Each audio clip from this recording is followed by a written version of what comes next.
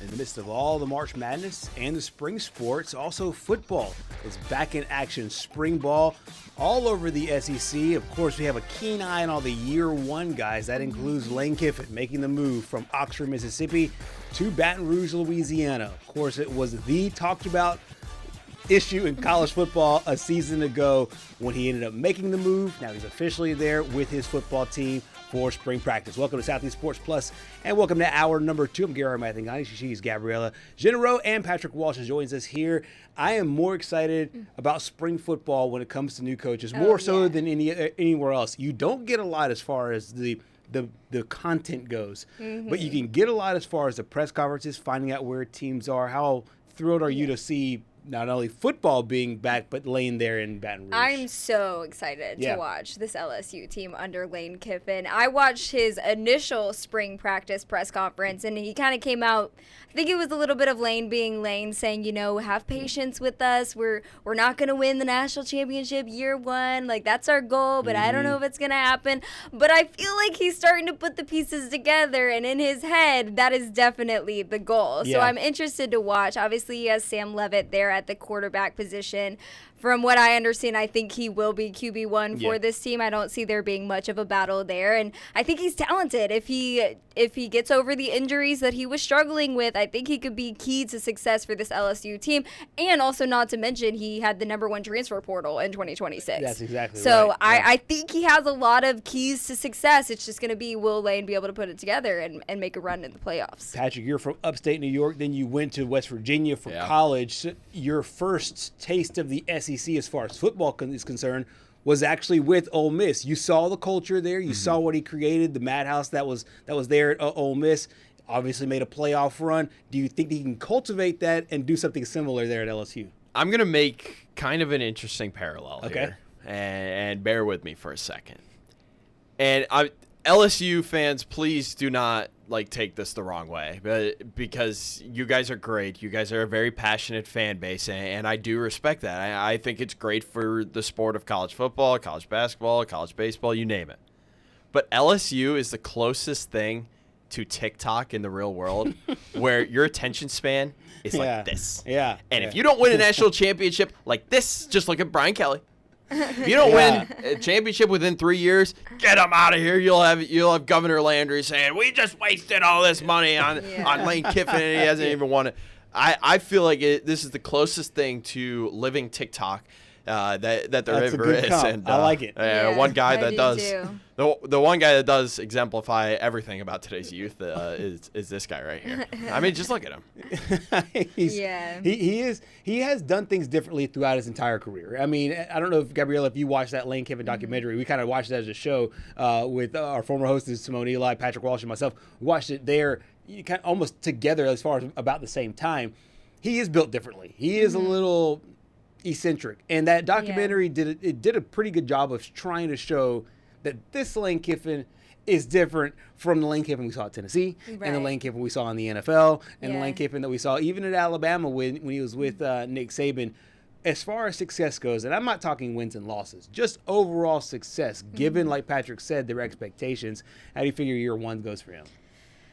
I am expecting good things. Just looking at this roster and knowing Lane Kiffin and his experience in the SEC, I'm expecting a pretty high ceiling for this LSU team. Will it happen? I don't know, but that's my expectation for sure.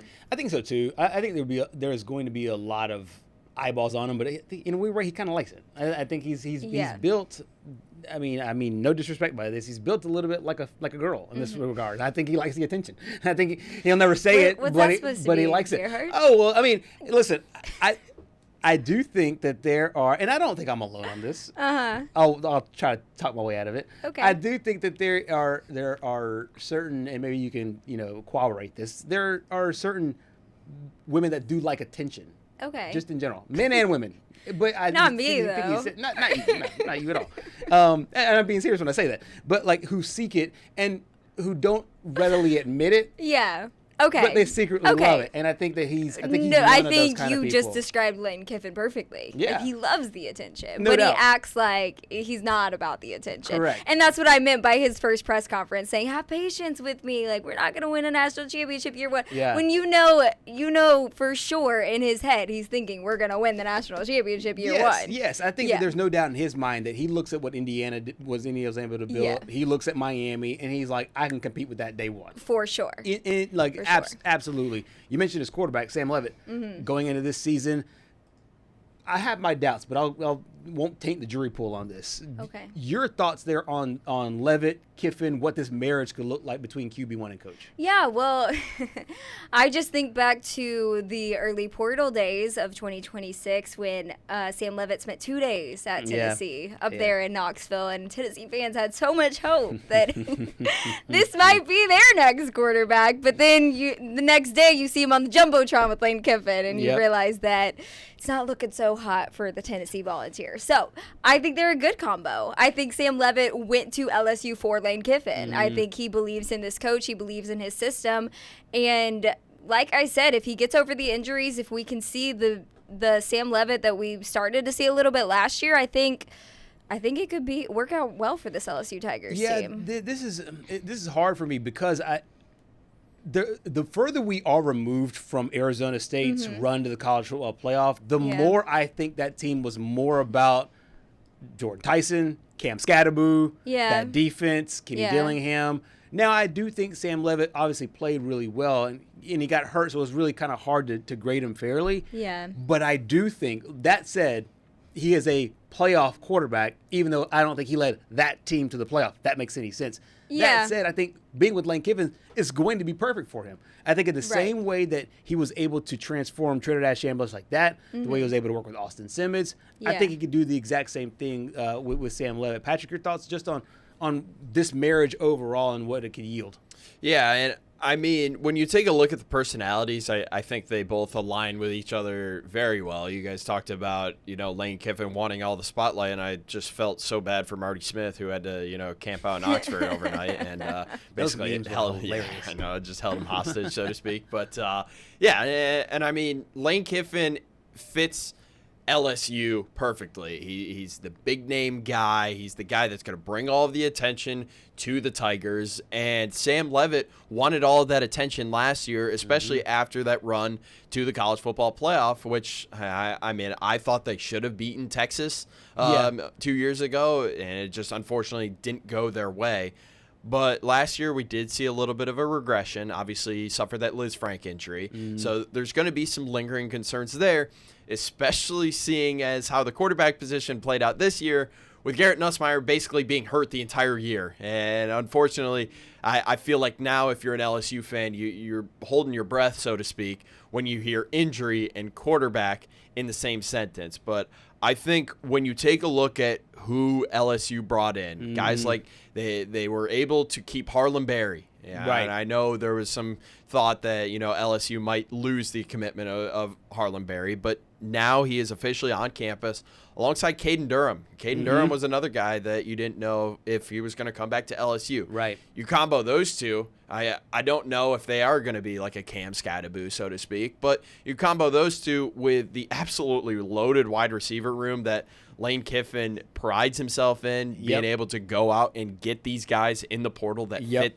exactly what he wants. I think this is going to be a very dangerous offense. Yeah, and I think that he knows what he's doing when he helps to fortify his quarterback. He talked about providing Sam Levitt some big play wide receivers on the outside. Yeah, I think explosive plays are a very critical factor, always have been as you look at analytics, into winning games and being successful defensively, limiting them and having them on offense. And that's not just what you draw up. You got to have the players. So to add players that have made a number of explosive plays in the receiver room was important. We kind of look at that room where maybe you don't, we try to balance the room more. If you think of it as like, here's your cap number for a room, instead of being really top heavy with 1 and 2 and then not having depth. I think when we've been our best, it's because we've had, 4 to 5 to 6 receivers that can all play really well. And so that's what we're striving for here. I think we have a chance to do that with the players that are out there. because then we're the best for the long run of the season and potentially into postseason. And I think you got to look at that, especially as schedules get harder with the 9th game. And basically here, the way it's set up, you really have 10 basically SEC games. So it's really critical, the numbers that you have there, and that you can stay healthy throughout the season. And when you go to your second guys, that you're still able to put pressure on defense. I know a lot of LSU fans were really frustrated towards the middle and end of the year. Garrett Nussmeier was never really healthy. But the one thing I think that the one place I think that they were really excited was Trey'Dez Green, because it felt like anytime they got inside the 20-yard line, they just threw it up to 6'7", 6'8", however tall he is. Trey'Dez Green, how impactful do you think he could be for Lane Kiffin and his offense as they go now into year one? I think super impactful because, like you said, he was a little bit of the playmaker last year, and now I think it's only going to get better for him from here on out with Sam Leavitt and with under head coach Lane Kiffin. I think that his ceiling just goes up even farther, and I think we're going to see some great things out of him this year. Yeah, former basketball player. I don't know if Will Wade can squeeze him in there on the roster as well. Patrick, your thoughts on Trey'Dez Green? You were high on him at the beginning of last season, and you were like, hey, this could be a dynamic playmaker for this team. He's obviously got a basketball background. What do you see here with Lane? And I mean, it always helps having a basketball background with the physicality and in the paint, so to speak. Yeah. And I mean, I feel like a lost art in today's game is just having a guy on your team that you can go to in the red zone inside the 5 if you have to throw it, because in an obvious, I'll put air quotes on it, in an obvious run situation, maybe on like 3rd down or 4th down, you don't want to try to run it and get stuffed again, so to speak. You need to have a guy that you can just lob it up to and he'll make a play. And that's exactly what Trey'Dez Green did for this LSU team last year. 7 touchdowns, I believe 6 or maybe all of them were inside the red zone for who was then Brian Kelly and Frank Wilson when he was the interim. So this is a guy that does complement this team very well, because I still think the majority of the scoring for this LSU team next year is going to be on those 30, 35, 40-yard touchdown receptions. Those explosive plays, because they just have so many weapons in the running back room, in the wide receiver room. But if for some reason they can't quite punch it into the end zone, I would not be shocked if Trey'Dez Green had 7 or 8 touchdowns next year. And that would be a really good year for Trey'Dez Green. This year was really good, but next year, if he can find 7 or 8 touchdown grabs with that offense, that's going to be, honestly, then he'll probably start getting on draft boards. Absolutely. We've seen a lot of those tight ends that made that transition from basketball into football. Antonio Gates comes to mind. Tony Gonzalez comes to mind. The guys that are able to do kind of both. In order to have a good offense, though, it all starts up front. There were a lot of people who were upset about the offensive line. Chelsea Boucher kind of talked about that the last few times we talked to her. It's just that, hey, this offensive line was not very good. Lane Kiffin talked about their status as of right now, along with coaching. Yeah, I love the combination of those two guys, because Eric's done a lot of really good things and coached a lot of good places and some tough offensive line, and James has done a great job at a number of places, especially here, and so in familiarity with our system. So combining those two is really unique to have that. You know, when recruits come in, talk about here's 2 elite line coaches, both have been in the NFL, and so that's a great situation to be there. And that's good timing, because there is so much work to do there, because so much of the room is new, and there was so much transition there from last year. Again, this is not normal territory that we're going into. You know, you can't open the book of old coaching of how you do this, because the roster's never turned like this. So we have had familiarity, because we've kind of had to do it every year at the previous place we were at to build through the portal. So that was good practice for what we're doing now. But there's still a lot of stuff that goes into that. And so it's really good to have multiple coaches at a spot, like you see as we kind of add some other coaches over time that we've been here, not just the primary position coach. Because I look at it as like, if all these guys come in and we have multiple coaches, and like adding T. Martin this week, that have different backgrounds, different ways of seeing things, different things that these players can go work on with, really has always helped, but especially helps now. I think a lot of that made sense. In fact, he talks about a completely new room. It's a completely new dynamic, getting everybody on board. There's not a manual. There's not a user's manual for that. Right. Well, one thing really stuck out. I'm going to count the words. the previous place we were at. He used 6 words when he could have said 2. He could have just said Ole Miss. Your thoughts there on not even mentioning Ole Miss by name? I mean, it's just Lane being Lane, right? Like, everyone knows where you came from. It was the most dramatic moment in college football when, like you said, Marty McGee was waiting outside to see what are we going to report? Are you going to go? Are you going to stay? What's going to happen? Like, everybody knew what was happening. Everybody knew where you came from. So you might as well just say Ole Miss, but I'm sure there's a little bit of bad blood there now, and he doesn't want to use the words. Yeah, Lane being Lane, Patrick, or something deeper here with Lane Kiffin not even mentioning the names, using 3 times more words than necessary. No, because I think us talking about it right now is exactly what he wanted. 100%. This is just another instance of, hey, let me keep the spotlight on me, so to speak. And all of his, cryptic posts on social media, especially about his morning posts every day about the book that he reads. It's just Lane being Lane. And this one is quite interesting.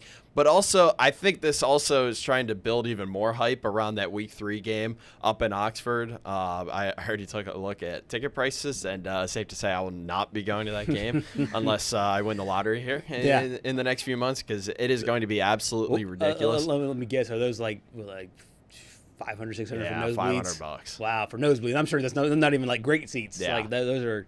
It's going to be the toughest ticket, I think, in the SEC. Especially, I think both teams would have played 2 games at that point. Yep. So yeah, I would hope both teams are 2-0, just selfishly because I want to see those two teams play for the first loss of the season.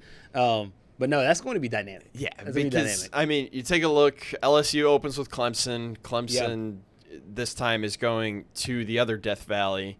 And Clemson was unable to pull out the win at home last year against LSU. So I would expect LSU to win that one, just seeing as Dabo doesn't really dabble in the portal at all. He still recruits the old way with high school and developing guys. But and then you take a look at the Ole Miss side. That's the one where I could kind of be a little bit scared about, because you got Louisville in Nashville to open up the season on Sunday. That game did get flexed to Sunday, we found out a few weeks ago. So I think it should be 2-0, but I wouldn't be surprised if Ole Miss was like 1-1 with a loss to Louisville. But that's definitely one of the games where you just go to the Grove. Right. You don't go in, you just go to the Grove. Yeah, no doubt about it. I can't wait for Ole Miss LSU. It should be a whole lot of fun there.